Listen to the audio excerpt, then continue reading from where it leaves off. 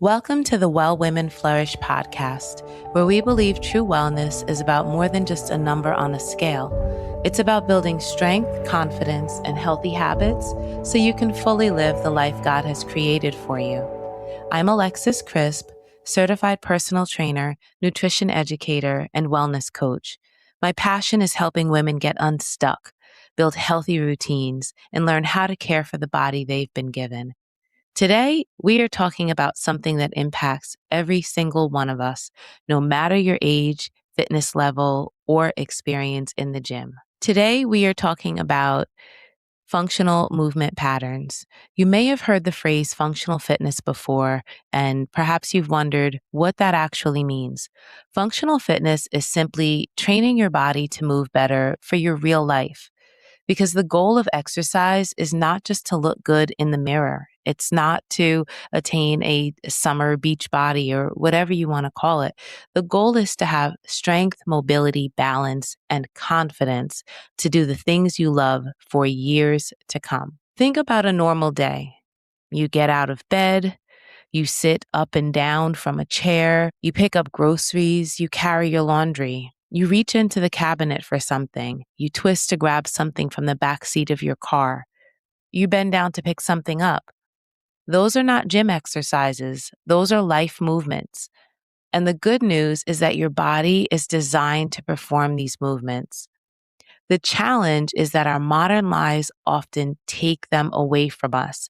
We sit more than ever, the sedentary lifestyle that many of us have, and the habit of just moving less, sitting on our phones, sitting on the couch, binging whatever your favorite show is, spending more time in positions that actually weaken our muscles and decrease our mobility. The good news, the solution is not complicated at all.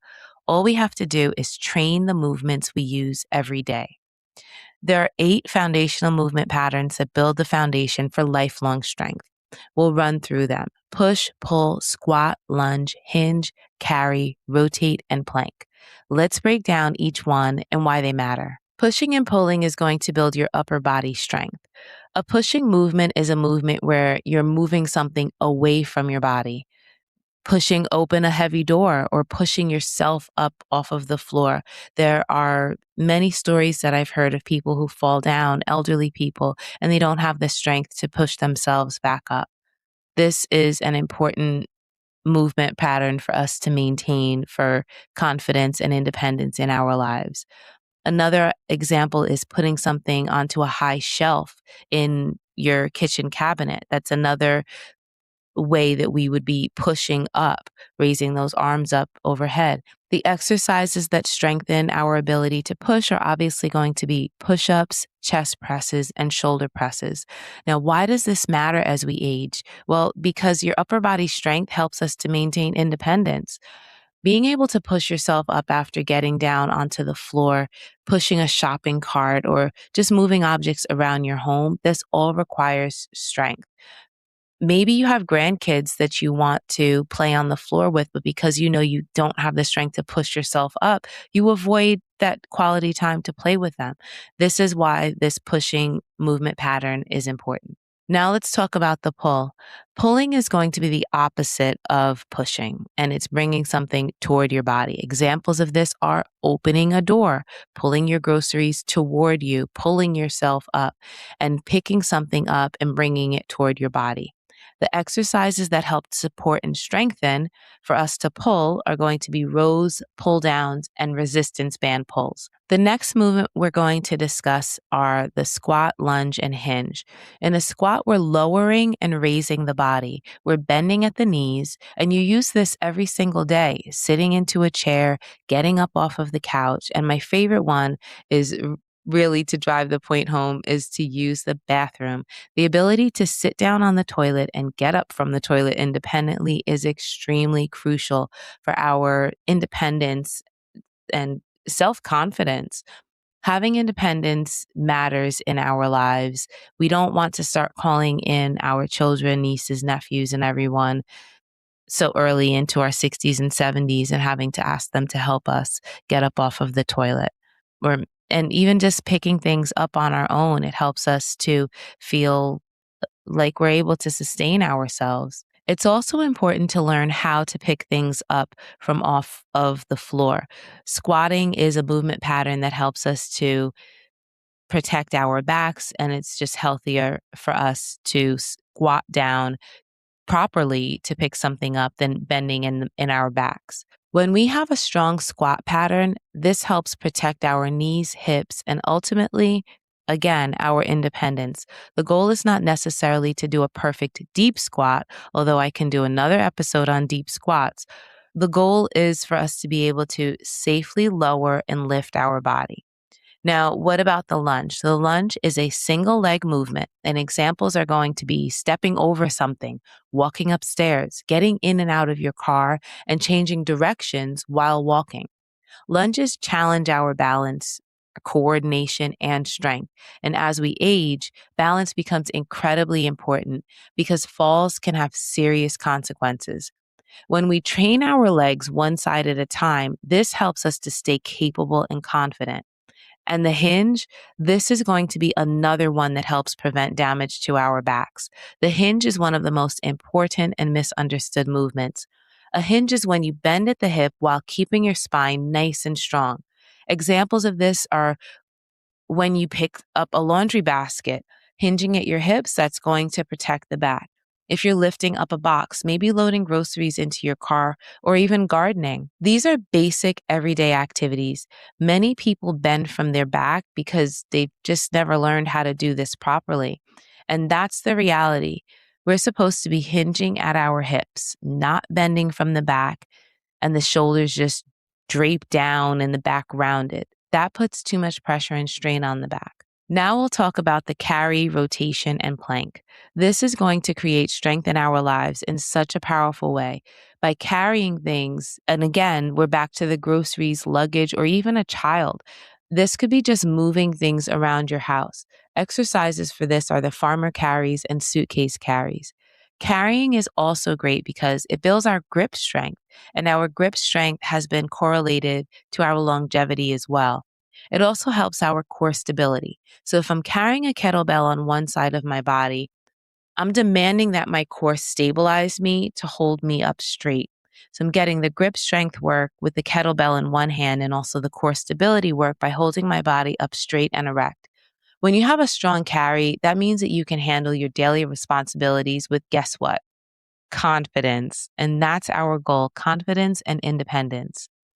The next movement is the rotation. Rotation is the ability to twist and turn safely. Why do we need to do this? Let's connect it to our real lives. Looking behind while driving, that's the most important one for me. If you're turning to grab something that's beside you, that again, that's a rotation. What if you play golf or tennis and you want to be able to swing your golf club and tennis racket? These are the real life things that we would want to have a proper rotation for. Many people avoid rotation because they're just afraid of twisting. But controlled rotation and training yourself to do this movement is going to help your body become stronger and even more mobile. Now let's talk about my personal favorite, the plank. The plank is about core stability. I think it's about mental toughness as well, but let's just talk about the functional physical aspects of it.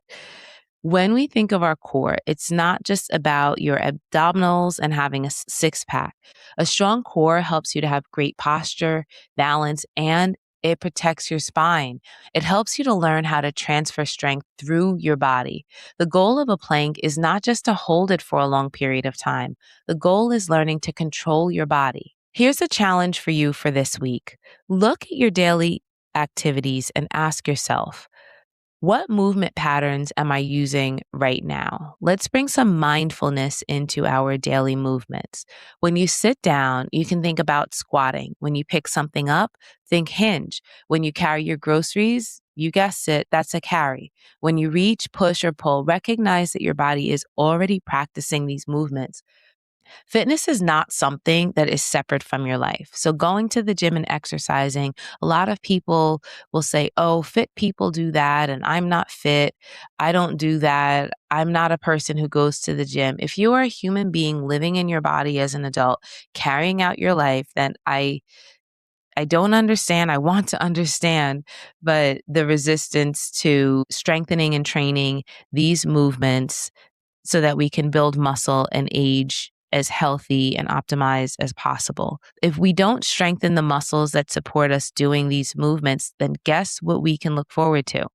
Not doing these movements independently for years to come. Slowly but surely, your independence will be chipped away at, and you have to ask people to do more things for you. Your confidence starts to decrease. Maybe you even just don't feel like going certain places because you know that you're limited in certain ways. That's why I'm so passionate about us understanding what these movement patterns are, so that we're not just going into the gym for the sake of going into the gym and doing what we see the person next to us doing, that we actually understand what muscles need to be strengthened and why, and how this supports our real lives. We may all have different shapes, but these basic functions are for all of us, and strengthening up these muscles is preparing us to live stronger and be better in our daily functioning. If you're ready to build strength, improve your movement, and create a wellness plan that fits your life, I would love to help you with online fitness and nutrition coaching. I believe coaching should be focused on building sustainable habits through movement, nutrition, and accountability. If you are looking for personalized support, there's a link in the show notes to schedule a call for a consultation session and find out what other coaching resources are available. I would love to help you take the next step toward becoming a stronger, healthier, and more confident version of yourself. As we close today, I want to remind you that our bodies are a gift. It's not something to criticize. It's something for us to steward. 1 Corinthians chapter 6, verses 19 and 20 say, "Do you not know that your bodies are temples of the Holy Spirit, who is in you, whom you have received from God? Taking care of our health is not about vanity. It's about honoring the body that God has entrusted to us so we can continue serving, loving, and living with purpose."